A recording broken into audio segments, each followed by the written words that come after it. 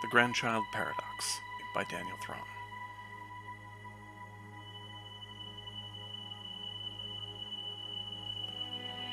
I could kill them.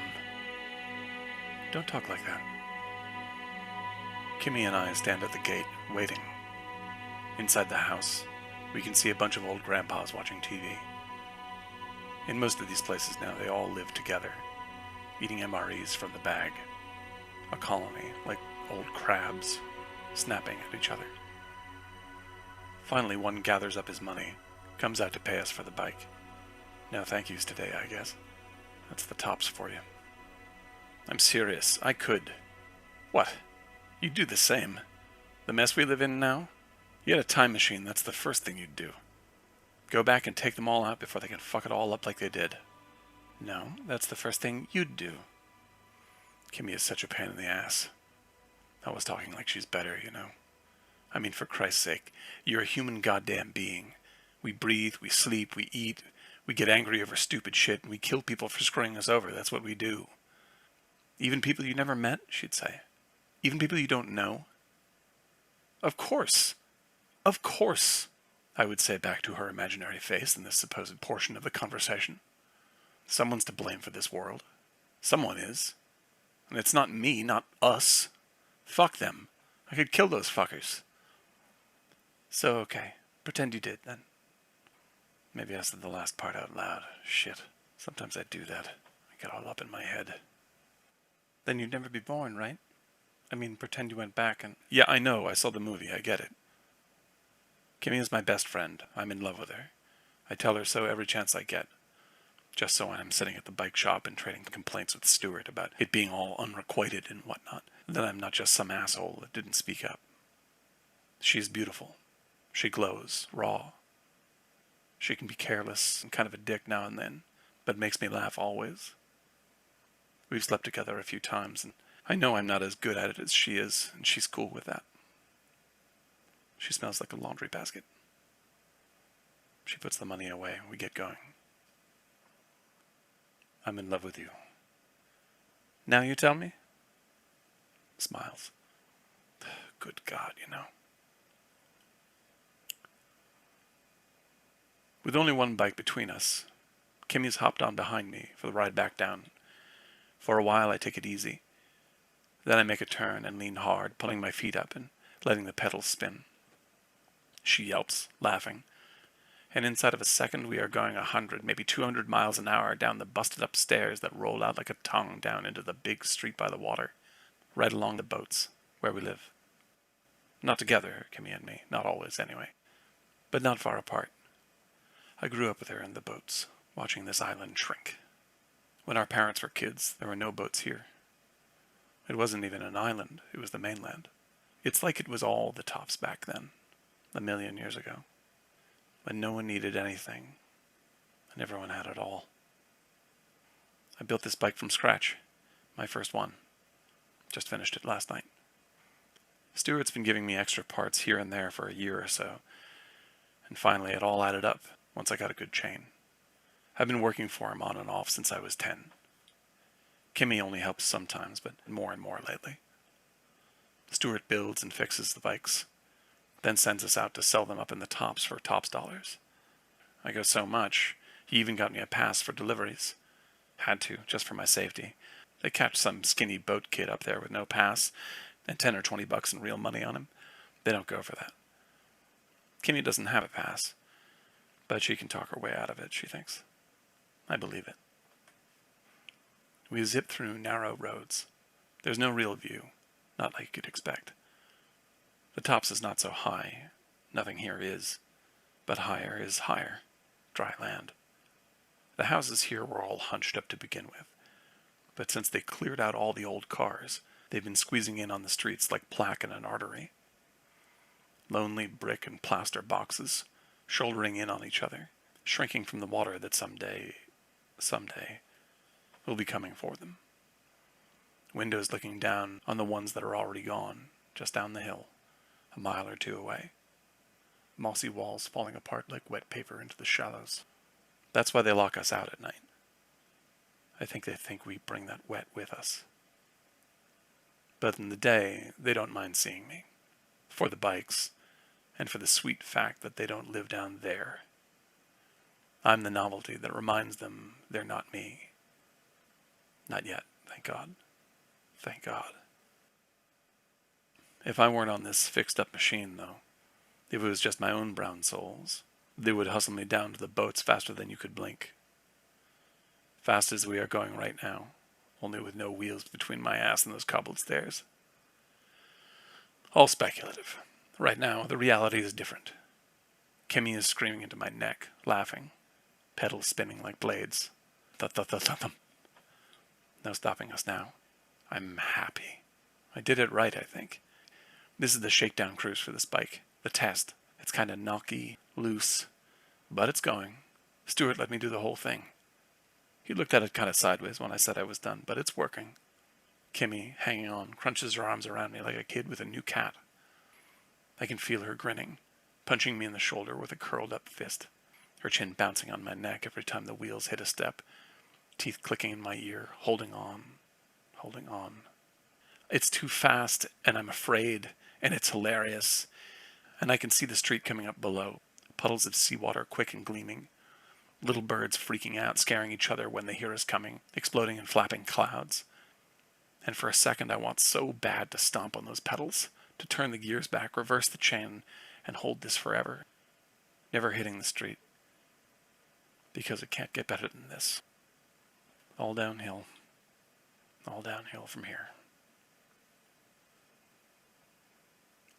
The thing is, I just about could. Kill them, I mean, the time machine question. Sometimes it gets bad, like when the freighters are late by a month or two, and someone from down here, maybe their baby dies from old water or something, and they run, crying with rage, up to the tops to try to take one of those old crabs out, blaming them, wanting blood, more and more often, it feels like. It's stupid, but I understand it. Because I look at this boat, this shitty, reeking boat with its patched-up, browning, fiberglass hull, 3 inches of which is all that's keeping us from drowning in our sleep. And I think, you better believe I could. I'd go back and strangle you, all of you, all at once, all crowded up in my hands. I'd say, this is what you left us? This? Now what am I supposed to do? Working bikes, odd jobs, waiting for the bad water to leach into the ground, for the heat and bacterial blooms. What was my life supposed to be? Do I deserve this? Is that what you think, you bastards? Then snap, snap, snap, all of you, like cracking my knuckles. But if I did, and you were gone, then the logic of it says I'd be gone too, and then I never would have went back in the first place. Once more you'd be old grandpas up in the tops, and I'd be right back here in the boats again. Rinse, repeat. Ugh, enough of that shit. I gotta get out of my head. Kimmy is here. She's here. She's bare against my side, skin hot, her natural high energy state simmering beneath it as she sleeps. It's quiet. Yes, yes. The world is a hellhole, sure. But with her up against me like this, not caring, for a few hours, a different answer. A little while later, I wake up, peek my head out into the air. Kimmy is there, hanging her legs over the side, pushing the dark arches of her feet against the gutted tire on the gunwale of the next boat. I climb up and join her. The far water is bright smoke. She doesn't look up, she just starts talking. So hey, what if we had a baby? What? A baby, you and me. I try to navigate this, fail. Are you having a baby? Am I? You mean are we? Kimmy. She laughs, stands, swats my head and goes below again. What, you got some big plans? Nothing to say about that. I sit. My feet are in the warm water. Too warm for almost anything that used to grow in it to grow anymore. She's joking, bro. Joking. You like 10 years old. I don't know. You just a baby. Born 2 minutes ago. I'm 19. Shut up, I'm for real. Stuart waves his wrench at me, shakes his head. She ain't gonna be serious about you. You ain't serious. Look at you. You a burnt piece of chicken. She was serious. She is. You ain't. A blasting horn, way off, warping through the night fog. Supply freighter. This time of year, probably the Poitiers. More fresh water, MREs. Stuart buys extra with all of his tops dollars. Grinds them up with crab meat and ash for soil, trying to start a tomato farm above decks. Some look, but they are small. Only little red marbles. He looks at my bike. How'd it hold up?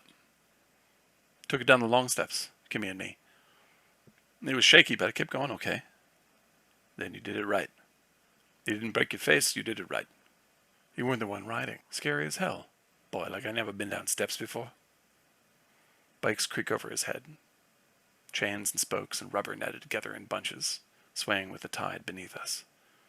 Stuart hoards them to keep the price high in the tops. But here's the thing. I try to get Stuart to imagine the future. I try to have him picture this place, the island, 50, 60 years down the road. This possible boy of mine is an old man now. What does he have left? I ask him. When the freighters have stopped, when the tops are empty of old men, when all their houses finally give way to the water, when all the dirt has gone beneath and there's nothing left to anchor to anymore, to grow up like I did, watching it happen, stuck in this nest of wrecks, forever running aground, the shoreline tightening like a noose year by year till we're all at sea. What can I give him? What can I leave for him if there's so little for us right now? He looks at me like I'm crazy. He wants to joke, but he sees the upset in my eyes. She got you, huh? She really got you. He smiles, tapping my chest with a wrench, laughs. Maybe you're serious after all. Our son grows up. He meets a woman. The boats drift, tied together in a huge mass, trying to find landfall. Someone that will let them in. More refugees in a refugee world. They have a child. We grow old. We die. And in time, so do they. My grandchild. Alone in a skiff on the hot black water. Adrift. How can I do that to him? If he came back in time right now, if he came back to kill me, how could I ever explain myself? Kill who? It's okay, go back to sleep. I was just talking like I do. Go back to sleep, it's nothing. Tell me. I tell her. Well, maybe they have a girl. Maybe we have a girl, you don't know. It's the same. You think women sit around worrying if their granddaughters will come back through time and murder us? That's more a boy story, I think. Forget it. What are you scared of? I don't know, the future. It's not the future. Not now, no. She sits up, serious. Not ever. Those old guys up in the tops, you know what the worst thing was that they did? They gave up. They thought it was all inevitable. So they fucking gave up. You hate those guys so much. You gotta be careful you don't become like them, you know? There's only now. That's the only time you get to say how things are. You know? Okay. I shut up and she pulls me close. Kisses the corner of my mouth. And we hold each other for a time, letting the waves roll us around. Breathing, sleeping, holding each other in the only time machine I need. I wake up, a circle of sun on one eye making me wince. The boat is empty for a while. Then I hear Kimmy's bare feet hop and thump on the deck above, coming back from a breakfast scrounging tour. Muted, happy voices drift in as she chats with my starboard neighbor. I don't even know the guy. I've lived in this boat most of my life. I've repaired it like my mom taught me. I've fished from it. My dad died right over there in his sleep, and I don't even know the guy she's talking to right now.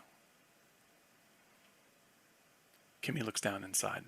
In her hand, a bag of Stuart's tomatoes. She pops one in her mouth, throws the rest to me. They're good, right? I wipe off a smear of chain grease, bite into one. Sour and sweet, tiny as hell. I nod. She smiles. Now get the hell up, lazy ass. Got work to do. The day goes on. The crabs making their way, clicking and sidling up through the old buildings and failing walls, looking for snails, bits of anything to eat. We sidle along with them. 10 or 15 of us today. Buckets, nets, poles. It's windy. Spitting seawater like rain. Out away from the boats, the Poitiers has dropped anchor. A tiny flotilla has gone out to meet it, to get the things we need to keep on going. Kimmy and I work at it, and the pots are full before noon. Enough to sell in the tops, and enough to keep for dinner. Lucky. Some days it takes till nightfall. But this month it's been much better, or at least it seems so. I don't know. It might just be my imagination.